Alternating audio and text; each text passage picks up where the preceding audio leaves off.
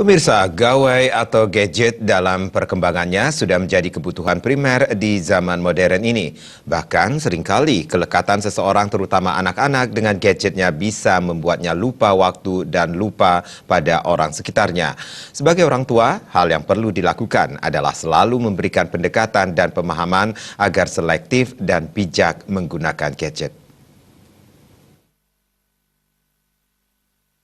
Teknologi gadget yang semakin canggih memang membuat komunikasi semakin mudah dan murah. Tetapi, keterikatan pada gadget bukan cuma membuat seseorang kurang bersosialisasi, tetapi juga menimbulkan dampak negatif yang membahayakan. Stimulus yang didapat dari gadget ternyata bisa menyebabkan rasa senang yang mirip kecanduan judi.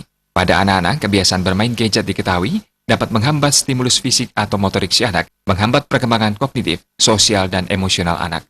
Sehubungan dengan hal tersebut, akademisi Ida Ayu Tari Puspa mengatakan, membatasi penggunaan gadget berlebihan perlu dilakukan dengan disertai penguatan berupa moral, agama, dan etika kepada anak. Agar lebih efektif, orang tua harus memberikan teladan terlebih dahulu. Anak-anak akan meniru apa yang orang tua lakukan. Berikan teladan yang baik pada anak salah satunya dalam penggunaan gadget. Orang tua juga perlu memberikan pemahaman dan porsi yang tepat saat menggunakan gadget agar penggunaannya tidak kebablasan.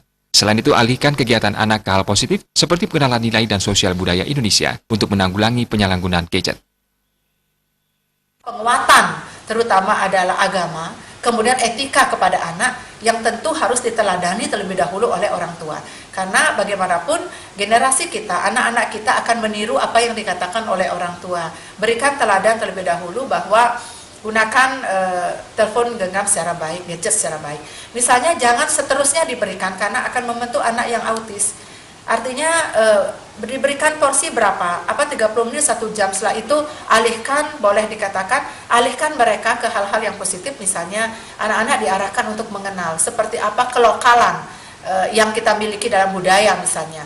Mau megenden, mau mesatwe, mau mekidung, mau menari, itu kan satu hal yang positif untuk mengangkat bahwa kita punya potensi budaya yang harus diisi juga bahwa otak anak itu harus balance gitu antara kiri dan kanan. Satu sisi harus ada budaya, satu lagi harus ada yang eksak-eksak gitu. Dalam upaya menanggulangi masalah tersebut, orang tua perlu menerapkan pola komunikasi, edukasi, dan meningkatkan kualitas hubungan yang positif dengan anak. Orang tua juga perlu mengarahkan dan memberi contoh yang baik pada anak agar lebih selektif dalam bergaul maupun menggunakan teknologi. Darta Bali TV.